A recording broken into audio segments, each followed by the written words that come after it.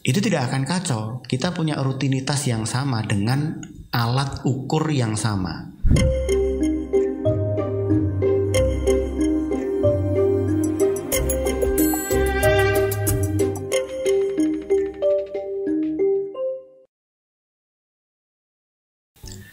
Mas Andri Wahyudi, bank entry sell ketika RSI 7 cross ke bawah line 61,8, waktu candle berjalan apa nunggu candle close? Nah, ini yang kita sepakati Mas Andri. Jadi kemarin kita bersepakat bahwa di M1 karena ini terlalu cepat, kita akan mengeksekusi setelah candle itu tertutup. Jadi kayak misalkan sekarang, ini kan kita posisinya ada cross. Oh, ini di tengah ya, nanti begitu ini naik terus turun lagi, atau begitu ini naik, ini ada kita punya posisi sell harus kita tutup. Kapan? Waktu candle selesai. Nah, begitu kita punya disiplin, oke, kita pastikan candle selesai, itu diteruskan. Tapi kalau misalkan Mas Andri milihnya aku akan ambil posisi dan tutup posisi pada saat candle berjalan, yang penting dia breakout candle sebelumnya, yaitu disiplinkan. Yang penting apa yang kita pilih itu kita jalankan sesuai rule yang kita sepakati sendiri. SOP kan kita bikin sendiri nih. Ini RSI 7 seperti ini, terus SOP yang lainnya mendukung kita buat sendiri.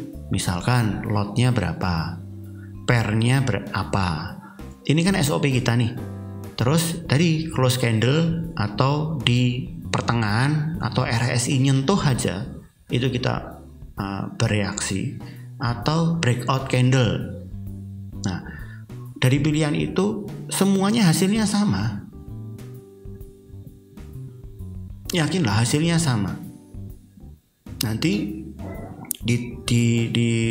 kalau kita ikuti terus seperti itu, kalau kita selalu seperti itu, meskipun itu salah atau meskipun itu tidak tepat, tapi ini adalah ketidaktepatan yang rutin, sehingga akan menghadirkan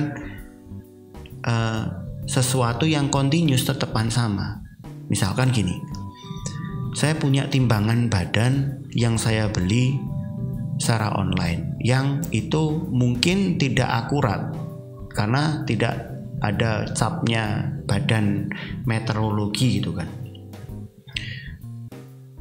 Tapi saya selalu menimbang badan pakai timbangan itu,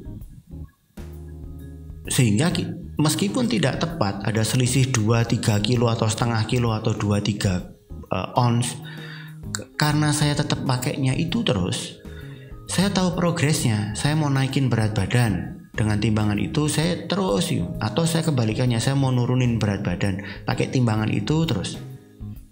Itu tidak akan kacau. Kita punya rutinitas yang sama dengan alat ukur yang sama.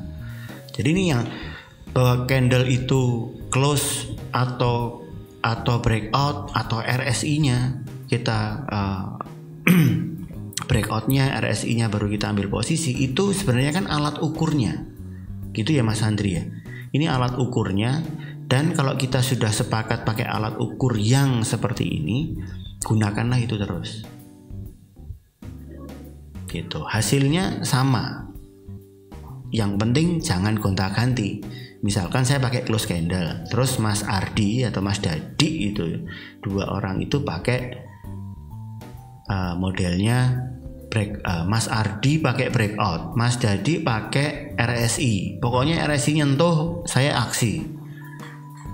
Nah, kalau itu kalau itu kondisinya kita gonta-ganti, misalkan saya ngelihat nih punyanya Mas Ardi bisa lebih presisi menurut saya mah punya Mas Ardi, wah kok dia bisa lebih presisi ya, terus saya ganti. Begitu saya ganti pakai tipenya Mas Ardi, wah ini kok malah bolak-balik, malah nggak karu-karuan. Terus saya ngeliat punyanya Mas Dadi, kok dia presisi banget ya. Saya membandingkan, terus saya ganti lagi. Waktu saya coba lagi beberapa saat kemudian, wah ini kayaknya bagusan punyaku yang pertama kemarin deh. Nah, ini problemnya di kitanya, bukan di orang lain. Karena kita sudah merasa punya asumsi yang kemudian wah ini kok nggak tepat gitu kan. Jadi kita hilangkan dulu asumsi, kita coba, bener-bener coba jalankan. Kayak apa ini? Oke ya Mas Andri ya, jadi kita sepakati sendiri. Kalau misalkan masih bingung ya sudah ikut saya aja. Close candle baru kita aksi. Nah nanti ketika kita D1, kenapa saya memilih close candle baru kita action, supaya saya juga tidak capek nungguin.